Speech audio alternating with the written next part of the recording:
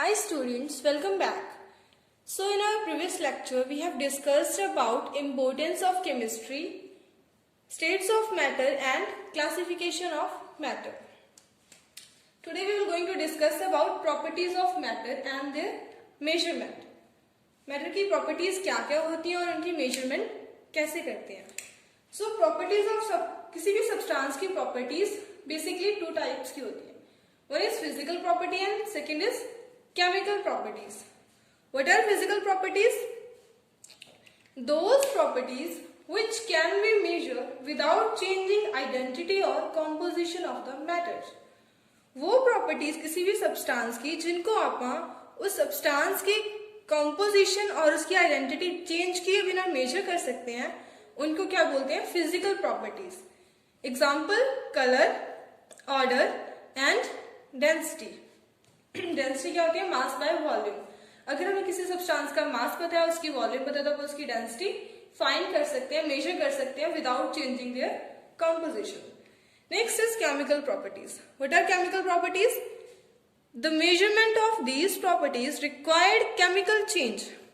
इन properties की measurement के लिए हमें केमिकल चेंज रिक्वायर्ड होता है. कौन कौन सी प्रॉपर्टीज होती है? Acidity, basicity, combustibility. अगर हमें इन प्रॉपर्टीज को मेजर करना है तो हमें कोई ना कोई केमिकल रिएक्शन, कोई ना कोई केमिकल चेंज उस सब्सटेंस में करना होगा. फॉर एग्जांपल अपन कंबस्टिबिलिटी को मेजर करना है तो उसके लिए क्या करना होगा? उस सब्सटेंस का कंबशन करना होगा. तो उससे क्या होता है? उसकी कंपोजिशन चेंज हो जाती है. Next is quantitative properties. What are quantitative properties? Those properties which depend upon quantity of a substance.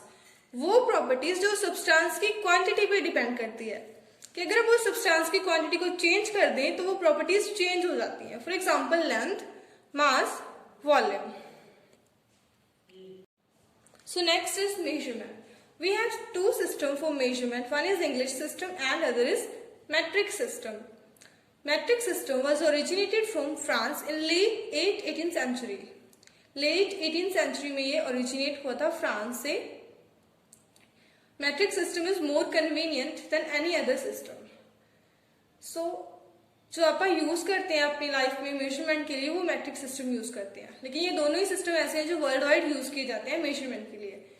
The international system of units gave us 7 basic units for 7 fundamental quantities. तो ये कौन कौन सी quantities हैं और उनके लिए यूनिट्स कौन कौन सी हैं? Let's see.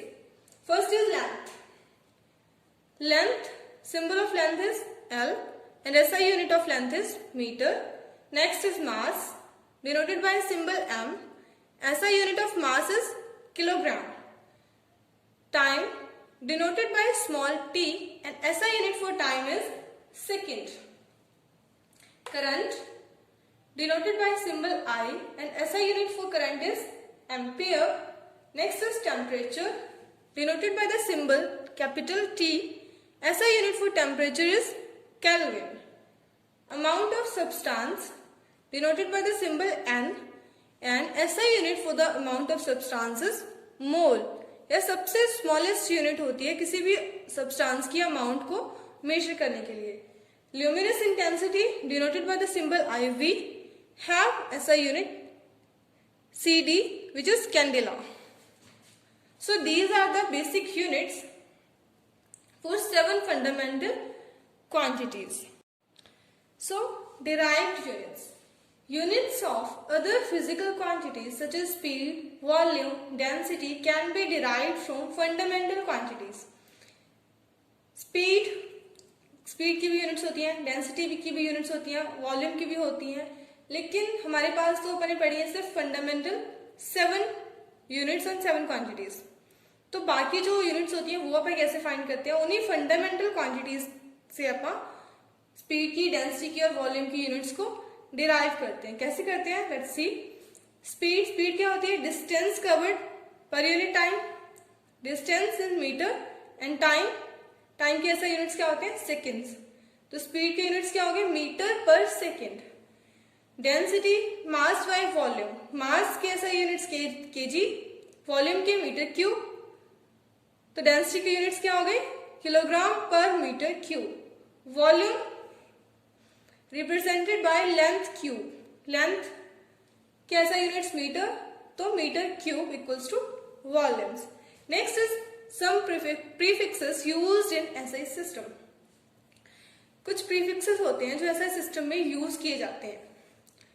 ये कुछ ऐसे प्रीफिक्सेस हैं जो पूरी केमिस्ट्री में आपकी हमेशा यूज होंगे, तो इनको आप याद कर लोगे तो बेटर है। कैसे करने हैं, लेट्स सी। 10 से स्टार्ट किया, ऊपर जाते हैं तो अपन नेगेटिव में जाना। 1 2 3 के बाद 3 का टेबल। 3 का टेबल कैसे, 3 2 6, 3 3 9, 3 4 -12। तो ये ऊपर वाली जो यूनिट्स है वो माइनस में लिखेंगे। सिमिलरली नीचे अपन पॉजिटिव में जाना है। 10⁻⁴ 2 3 6 9 12। क्या क्या प्रीफिक्सेस यूज किए जाते हैं, starting from this 10 Deka. Deka के बाद डेसी, डेसी के बाद सेंटी, मिली, माइक्रो, नैनो, पीको। अब क्या होती है, पीको सबसे छोटी यूनिट है, किसके इक्वल होती है, 10⁻⁻12 एंड सिंबल क्या है, small P.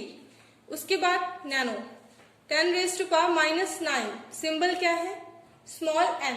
Then micro denoted by the symbol mu equals to 10⁻⁻6। Then milli, symbol small m, 10⁻⁻3 इसकी जो होती है value. Centi denoted by symbol c, 10⁻⁻2। Deci d, 10⁻⁻1। Deca, deca को डिनोट करते हैं डी ए से, 10 इसकी पावर होती है 10।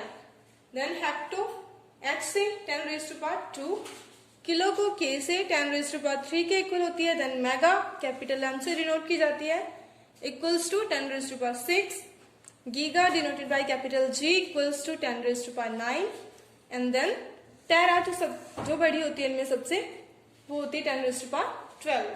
सो these are the prefixes which are used in SI system. एक दो बार आप करके देखोगे, इनको लिख के देखोगे तो ये आपके अपने आप लर्न हो जाएंगे। So this is the prefixes. So next is mass and weight. Mass और वेट, सुनने में लग रहा है कि मास और वेट सेम ही चीज होती है। जनरली सेम होती है, लेकिन इनमें डिफरेंस होता है। क्या डिफरेंस होता है, let's see. Amount of matter present in a substance. Mass क्या होता है, किसी भी सब्सटेंस में कितना अमाउंट ऑफ मैटर प्रेजेंट है वो उसका मास होता है। और वेट क्या होता है, force exerted by gravity on an object. किसी भी ऑब्जेक्ट पे ग्रेविटी कितना फोर्स एक्सर्ट कर रही है वो उसका क्या होता है, वेट होता है। मास जो कि मैटर तो किसी सब्सटेंस में चेंज नहीं होने वाला ना, अगर एक प्लेस से दूसरी प्लेस पे चले जाते हैं तो वो क्या रहता है, कांस्टेंट रहता है। लेकिन जो वेट होता है may vary from one place to other. जो उसका वेट है किसी भी सब्सटेंस का, वो वेरी करता है एक प्लेस से दूसरे प्लेस पे, क्योंकि ग्रेविटी जो होती है वो चेंज करती है। ऐसा यूनिट मास के क्या होते हैं, kilogram. 1 kilogram equals to 1000 grams. Prefixes में अपन ने पढ़ा था कि 1 किलो इक्वल्स टू 10⁻3, तो 10⁻3 ग्राम्स। ऐसे अपन को कन्वर्ट कर सकते हैं। Next is volume. Volume length cube, length के यूनिट्स मीटर, तो वॉल्यूम क्या होगी, मीटर क्यूब्स। स्मॉल वॉल्यूम को मेजर करने के लिए कौन से यूनिट्स होते हैं, decimetre cube, centimetre cube. So 1 litre equals to 1000 millilitre, 1000 centimetre cube and 1 decimetre cube इनके इक्वल होता है। Next is temperature. To measure temperature we have 3 scales. कौन कौन से, degree Celsius, kelvin and degree Fahrenheit. अगर अभी हमें इन तीनों को एक दूसरे में कन्वर्ट करना है तो कैसे करेंगे। फर्स्ट इज केल्विन को, अगर अपन ने डिग्री सेल्सियस टेम्परेचर अपने को दिया हुआ है, अपन ने उसको केल्विन में कन्वर्ट करना है। कैसे करेंगे, डिग्री सेल्सियस प्लस 273, ये इसका फॉर्मूला होता है। For example we have 25 degree Celsius temperature, we have to convert it into Kelvin. 25 degree Celsius plus 273, 298 Kelvin. Similarly अगर हमें केल्विन में टेम्परेचर दिया है और हमें डिग्री सेल्सियस में निकालना है तो क्या करेंगे, केल्विन माइनस 273। और अगर हमें डिग्री फ़ारेनहाइट में दिया है उसको चेंज करना है तो कैसे करेंगे, 9/5 डिग्री सेल्सियस प्लस 32। इससे अपन डिग्री सेल्सियस को फ़ारेनहाइट और फ़ारेनहाइट को डिग्री सेल्सियस में कन्वर्ट कर सकते हैं। Now standard reference for the measurement of temperature क्या दिया हुआ है हमें standard reference 0 degree Celsius which is equals to 273.15 Kelvin, approximately equals to 273 Kelvin. So now we are going to discuss about scientific notations. Scientific notations क्या होती हैं और क्यों यूज की जाती हैं? A chemistry is a study of atoms and molecules which has extremely low masses and present in extremely large number. जो chemistry है वो किसकी स्टडी है? एटम्स की और मॉलिक्यूल्स की, जो क्या होते हैं जिनके मासेस बहुत स्मॉल या लो मासेस होते हैं, और एटम्स क्या होते हैं बहुत एक्सट्रीमली लार्ज नंबर में प्रेजेंट होते हैं, इतना कि आप उनको काउंट करके ऐसे ऐसे लिख भी नहीं सकते। फॉर एग्जाम्पल, अगर किसी को हाइड्रोजन का मास लिखना हो तो हाइड्रोजन का मास अगर आप ऐसे सिंपल लिखेंगे तो कितना होता है 0.0000 अप टू 28 zeros 166, इतना होता है हाइड्रोजन का मास। अगर आप ऐसे लिखने बैठ जाए फिर तो हो गया काम। तो इस प्रॉब्लम को सॉल्व करने के लिए आप क्या यूज करते हैं? कुछ साइंटिफिक नोटेशंस यूज करते हैं। To solve this problem we use exponent notation. तो इसके लिए हम एक्सपोनेंट नोटेशन यूज करते हैं। एक्सपोनेंट नोटेशन क्या होती है? कुछ number into 10 raise to some power, जितने जीरोस होती हैं उतनी उसकी पावर। सो अगर आप इसको समझे कि कैसे लिखते हैं 232.58। अगर आप इस डेसिमल को लेफ्ट में मूव करेंगे 1 2 मूव किया, अगर लेफ्ट में मूव करते हैं तो 10 रेज़ टू दी पावर जो होती है वो ऐड होती है। तो इसको क्या लिख सकते हैं आप? 2.3258 into 10 raise to the power add है कितना 1 2 10 रेज़ टू दी पावर 2। अभी अगर आप इसको राइट में मूव करेंगे 1 2 3 4, कितना मूव किया 4। अगर आप राइट में मूव करते हैं डेसिमल को तो 10 रेज़ टू दी पावर क्या होती है? नेगेटिव में आती है। तो क्या हो गया इसका 1.6 into 10 raise to the power -4। ऐसे आप एक्सपोनेंट नोटेशन को लिखते हैं। अब आप एक्सपोनेंट नोटेशंस वाले नंबर्स की मल्टीप्लिकेशन कैसे करते हैं, डिवीजन कैसे करते हैं, उनकी एडिशन सब्ट्रैक्शन वो डिस्कस करेंगे। तो मल्टीप्लिकेशन कैसे करते हैं? सपोज अपने को कोई भी दो नंबर दिए हैं 5.6 इंटू 10 रेज़ टू पावर 5, उसको मल्टीप्लाई करना है 6.9 इंटू 10 रेज़ टू पावर 8 से। कैसे करेंगे? 5.6 को तो अपन 6.9 से मल्टीप्लाई करेंगे और 10 रेज़ टू की पावर जो है उसको अपन क्या करेंगे? ऐड करेंगे।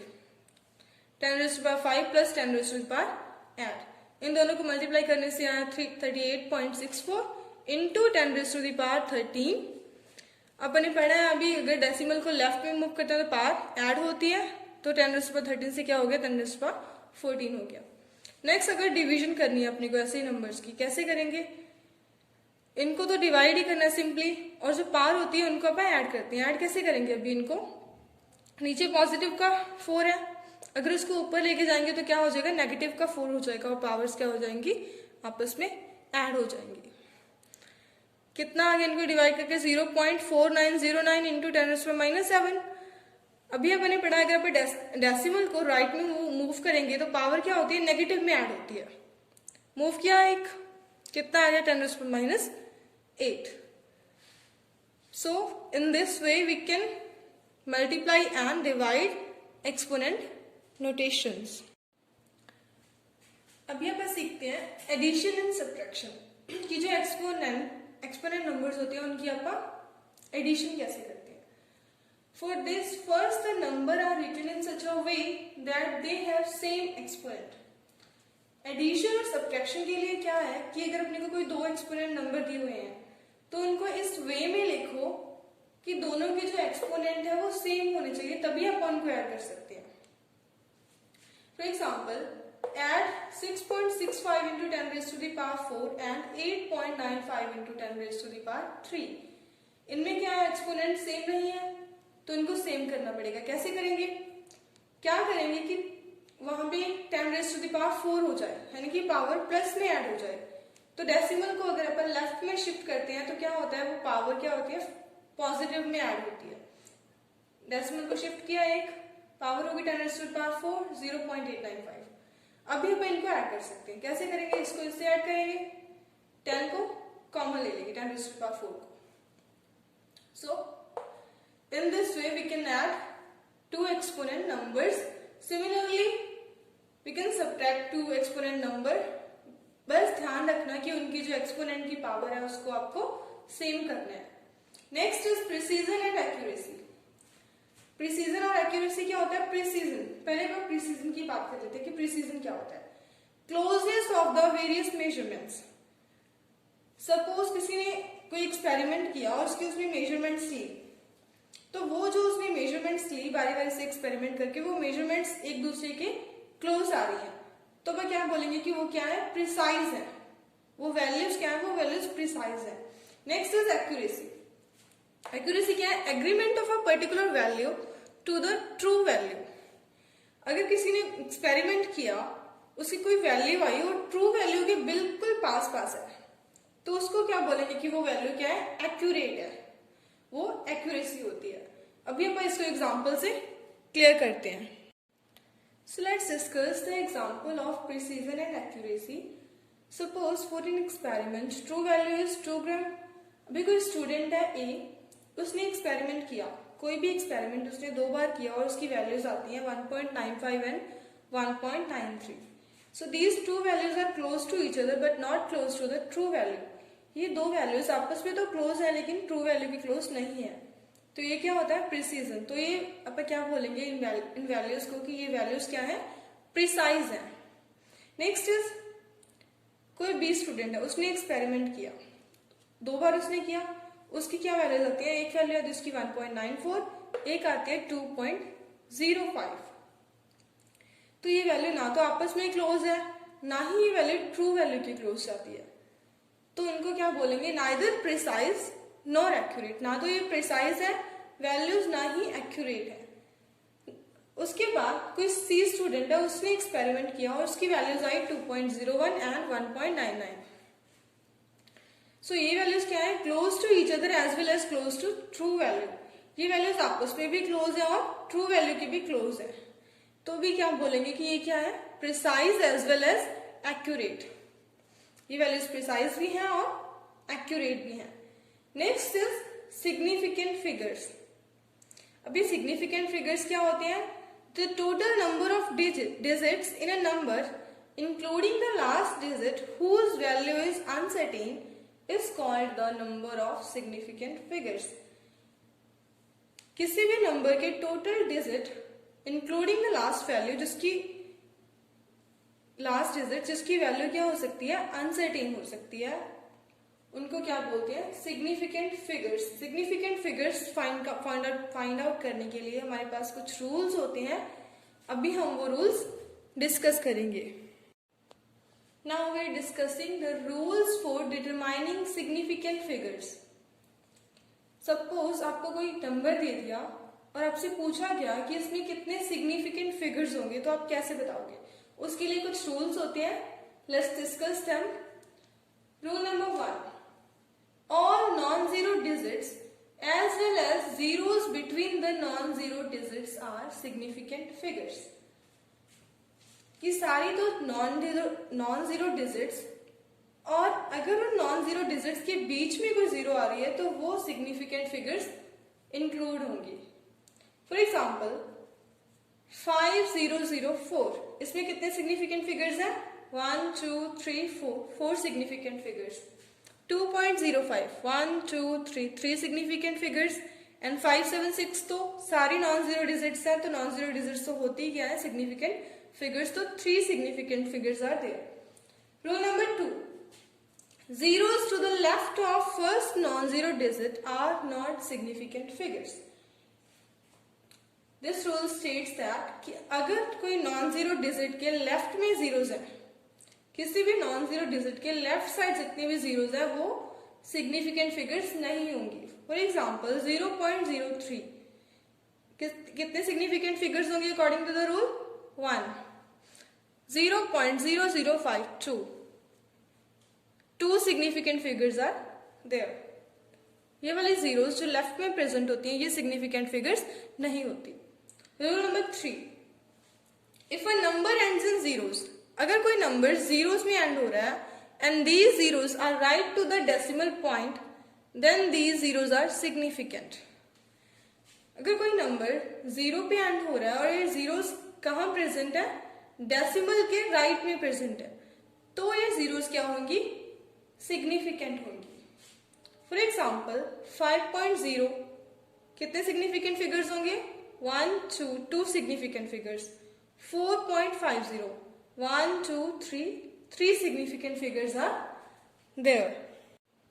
Now we will discuss about rule number 4. If a number ends in zeros but these zeros are not to the right of decimal point, अगर कोई नंबर जीरोस में एंड करता है लेकिन ये जीरो जो है वो डेसिमल के राइट पे नहीं है, तो here zeros may or may not be significant. यहाँ पे जीरो सिग्निफिकेंट हो भी सकती है और नहीं भी हो सकती। फॉर एग्जाम्पल 100, यहाँ पे जीरो सिग्निफिकेंट नहीं होती, here only one significant figure। 100 के पीछे अगर आप पॉइंट लगा देते हैं तो here it becomes significant figures।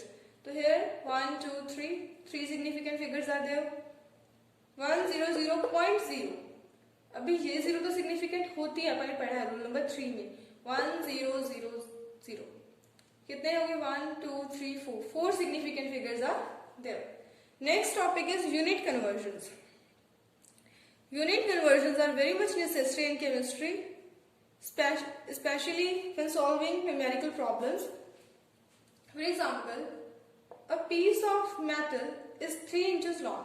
अगर कोई मेटल का पीस है वो 3 inches long है but its length in centimeter, तो इसकी लेंथ को अपन ने सेंटीमीटर में एक्सप्रेस करना है, कैसे करेंगे। As we know 1 inch is equal to 2.54 centimetre. 1 inch में कितने सेंटीमीटर होते हैं, 2.54। तो 3 में कितने होंगे, 3 into 2.54 7.62 सेंटीमीटर। अभी अपने को वॉल्यूम, नेक्स्ट में क्या है कि वॉल्यूम दे रखी है 2 लीटर वॉल्यूम है, उसको अपन एक्सप्रेस करना है मीटर क्यूब में, कैसे करेंगे। So as we know 1 litre equal to 1000 centimetre cube. 1 litre 1000 centimetre cube के इक्वल होता है और 1 मीटर में 100 सेंटीमीटर होते हैं, ये भी पता है। अपने को क्या चाहिए, मीटर क्यूब। मीटर क्यूब को कैसे लिखेंगे, metre cube equal to 100 centimetre, तो मीटर को 3 टाइम्स लिखना है, 100 into 100 into 100 centimetre cube. 1 metre cube equals to 10 raised to the power 6 centimetre cube. इतना हो गया। उसके बाद 1 सेंटीमीटर क्यूब, इसको क्या लिख सकते हैं, 10 raised to the power 6 को इस साइड लेके जाएंगे तो ये माइनस का हो जाएगा power. 1 centimetre cube equals to 10 raised to the power -6 metre cube. हमें दिया हुआ है 2 लीटर। 2 लीटर, 1 लीटर में अपने को पता है कि 1000 सेंटीमीटर क्यूब होते हैं, तो 2 लीटर में कितने होंगे, 2000 सेंटीमीटर क्यूब। तो सेंटीमीटर क्यूब की वैल्यू यहां से ले लेंगे अपन, कितनी है, 10 raised to the power -6, 2000 into 10 raised to the power -6 metre cube. 10 raised to the power -6 means इसके डिवाइड में है, तो ये जीरोस कैंसिल हो जाएंगे, तो क्या बचेगा, 2 into 10 raised to the power -3 metre cube. In this way we done unit conversions। So this is for now students। If you find my content useful, then please don't forget to like, share and subscribe। Thank you।